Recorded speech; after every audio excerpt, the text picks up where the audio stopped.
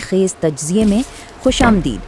آج ہم جس کہانی کو ڈیکوڈ کرنے جا رہے ہیں وہ محض کوئی عام بقا کی جنگ یا ایکشن تھرلر نہیں ہے، بلکہ یوں کہہ لیں کہ یہ ایک انتہائی پیچیدہ ہائی سٹیکس بائیولوجیکل معمہ ہے جسے سلجھانا انسانیت کی بقا کے لیے بالکل ناگزیر ہے۔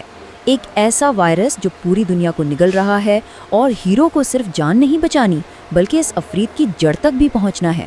آئیے اس سفر کا آغاز کرتے ہیں۔ صرف 12، جی ہاں 12 کا یہ ہنسا کوئی عام نمبر نہیں ہے۔ تصور کریں یہ وہ خوفناک ٹائم فریم ہے، یعنی صرف 12 سیکنڈ جس میں ایک بالکل ہٹا کٹا صحت مند انسان کٹے جانے کے بعد ایک خونی درندے میں تبدیل ہو جاتا ہے۔ مطلب سوچنے یا سمجھنے کا تو وقت ہی نہیں ملتا، اور بالکل یہیں سے اس ہولناک سفر کی شروعات ہوتی ہے۔ حصہ 1، 12 سیکنڈ کا وائرس، جہاں سے ابتدائی تباہی اور فرار کا آغاز ہوتا ہے۔ اچھا، اب ذرا اس منظرنامے پر غور کریں۔ اقوام متحدہ کا سابق انویسٹیگیٹر جیری اپنی فیملی کے ساتھ ایک پرسکون صبح گزار رہا ہے کہ اچانک بوم، ایک عام سا ٹریفک جام دیکھتے ہی دیکھتے دھماکوں اور مکمل افراتفری میں بدل جاتا ہے۔ فلیڈلفیا شہر میں ایک ریبیز جیسا پراسرار وائرس پھیل چکا ہے جس نے محض چند منٹوں میں پورے شہر کو لفظی طور پر جہنم بنا دیا ہے۔ وہ بے تحاشا ڈرائیونگ، وہ چیخو پکار، حالات پوری طرح ہاتھ سے نکل چکے ہیں۔ اب یہ لمحہ انتہائی دل دہلا دینے والا ہے۔ فرار کے دوران ایک زومبی کا خون اڑ کر سیدھا جیری کے منہ میں چلا جاتا ہے۔ اب ظاہری بات ہے، اسے لگتا ہے کہ وہ بھی انفیکٹ ہو گیا ہے، اور وہ کیا کرتا ہے؟ فوراً عمارت کی چھت کے بالکل کنارے پر جا کر کھڑا ہو جاتا ہے اور 12 تک گنتی گنتا ہے۔ اس کا ارادہ بالکل صاف تھا، اگر 12 سیکنڈ میں وہ زومبی بنا تو وہ سیدھا نیچے کود جائے گا تاکہ اس کا خاندان محفوظ رہے۔ یہ ایک باپ کی بے مثال اور سچی بہادری ہے۔ حصہ 2، سمندر کی طرف فرار اور بحری جہاز پر پناہ۔ چھت سے نکلنے کے بعد کسی نہ کسی طرح انہیں بحرے اوقیانوس میں ایک فوجی بحری جہاز پر عارضی پناہ مل جاتی ہے، لیکن شہر سے نکلنے کا یہ پورا سلسلہ کوئی مذاق نہیں تھا۔ پہلے بیٹی کی دوا کے لیے فارمیسی کے چکر، پھر ایک اجنبی اپارٹمنٹ میں رات گزارنا، چھت پر زومبیوں کے غول سے وہ خون ریز لڑائی، اور پھر بالکل آخری لمحے میں ہیلی کاپٹر کا وہاں پہنچنا۔ یہ سب ثابت کرتا ہے کہ جیری کے اندر سروائیول کی کتنی زبردست جبلت موجود ہے۔ لیکن ٹھہریں، جہاز پر پہنچ کر بھی سکون نہیں ہے۔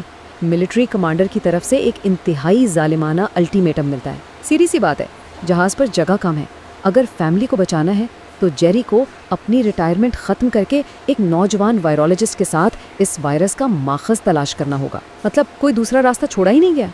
حصہ 3، سراغ کی تلاش اور جنوبی کوریا کا وہ اہم ترین سفر۔ جوابات ڈھونڈنے کے لیے یہ قافلہ جنوبی کوریا کے ملٹری بیس پہنچتا ہے، جسے اس عالمی معاملے کا پہلا کرائم سین سمجھ لیں۔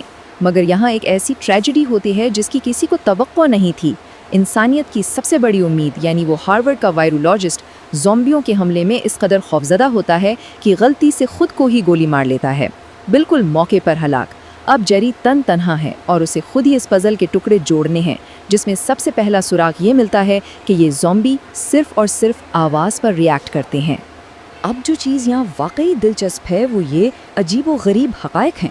پتہ چلتا ہے کہ پہلا متاثرہ شخص ایک ملٹری ڈاکٹر تھا، اور ایک انتہائی حیران کن بات یہ سامنے آئی کہ حملے کے دوران ایک خاص فوجی کو زومبیوں نے مکمل طور پر اگنور کر دیا تھا۔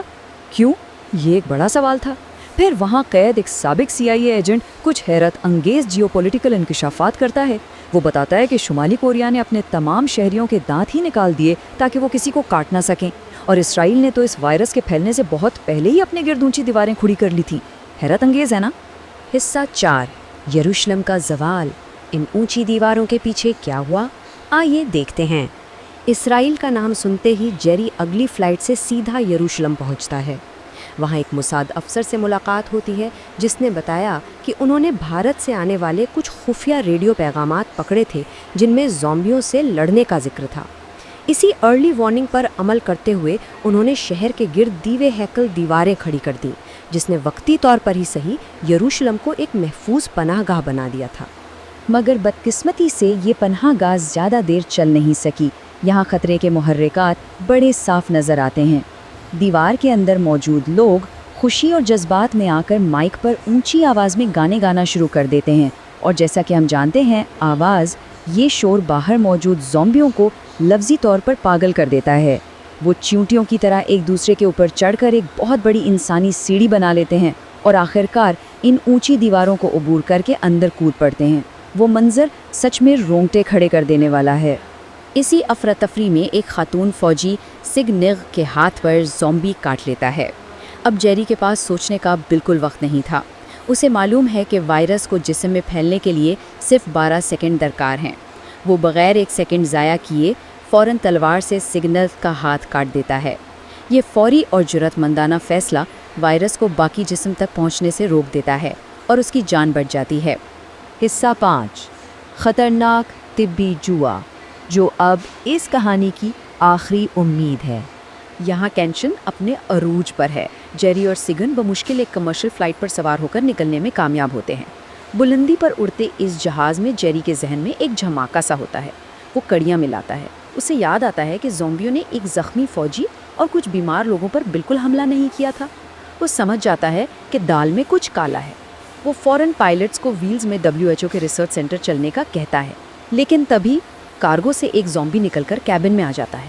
چاروں طرف موت کا رقص شروع ہو جاتا ہے اور جیری کے پاس واحد آپشن یہ بچتا ہے کہ وہ کیبن میں گرینیڈ پھینک دے، جس کے نتیجے میں طیارہ بری طرح کریش ہو کر جنگل میں گرتا ہے۔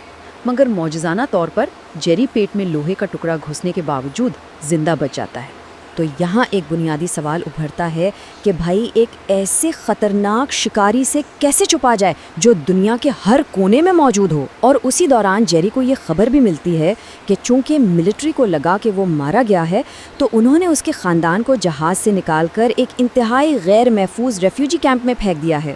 اب داؤ پر صرف دنیا کی بقا نہیں بلکہ اس کے اپنے خاندان کی جان بھی ہے۔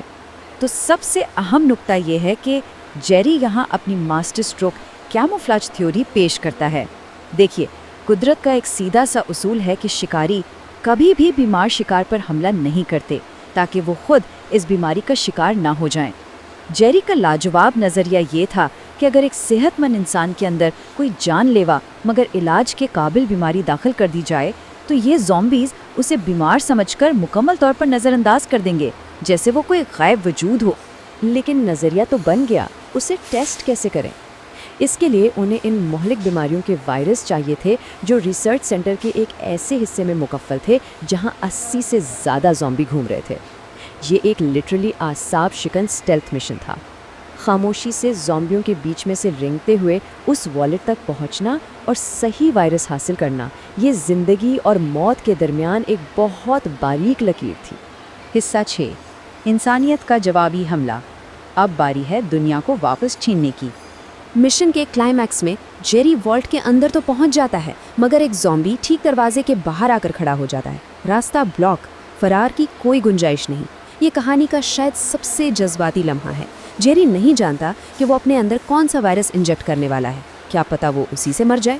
وہ سیکیورٹی کیمرے کے سامنے کاغذ پر اپنے خاندان کے لیے ایک آخری پیغام لکھ کر دکھاتا ہے، میں تم سے پیار کرتا ہوں، اور بنا سوچے سمجھے ایک رینڈم خطرناک وائرس اپنی رگوں میں اتار لیتا ہے۔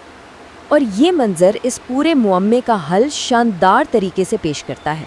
دروازہ کھلتا ہے، زومبی بالکل جیری کے چہرے کے قریب آتا ہے، اسے سونگھتا ہے، لیکن پھر مڑ کر ایسے چلا جاتا ہے جیسے وہاں سرے سے کوئی انسان کھڑا ہی نہ ہو۔ جیری کی کیموفلاج تھیوری 100% درست ثابت ہو چکی تھی۔ وہ درجنوں زومبیوں کے ہجوم کو چیرتا ہوا بالکل محفوظ واپس آ جاتا ہے۔ اس ایک دریافت نے گیم پلٹ کر رکھ دی۔ WHO نے اس کیموفلاج کو استعمال کر کے ویکسین کی بڑے پیمانے پر تیاری شروع کر دی۔ اب یہ ویکسین فوجیوں کو لگائی جانے لگی، جس سے وہ ان افریتوں کے لیے مکمل طور پر انویزیبل یا پوشیدہ ہو گئے۔ اب وقت چھپنے کا نہیں بلکہ جوابی کارروائی کا تھا۔ جیری بالآخر اپنی فیملی سے دوبارہ ملتا ہے اور پوری دنیا میں انسانیت اپنی کھوئی ہوئی زمین کا کنٹرول واپس لینے کے لیے ایک بھرپور اٹیک کا آغاز کر دیتی ہے۔ تو آخر میں یہ پوری داستان ایک بہت گہری اور چبھتی ہوئی سوچ دے کر جاتی ہے کہ اگر واقعی خدا نخواستہ کبھی فطرت ہمارے خلاف ہو جائے اور حالات مکمل طور پر آؤٹ آف کنٹرول ہو جائیں تو کیا انسان کی ذہانت، باریک بینی اور جرت ہمیں بچانے کے لیے کافی ہوں گے؟ یقیناً تاریک ترین وقت میں بھی علم اور بہادری ہی ہماری بقا کی سب سے بڑی کرن ثابت ہوتے ہیں۔ اس تفصیلی اور دلچسپ تجزیے میں ہمارے ساتھ شامل رہنے کا بہت شکریہ۔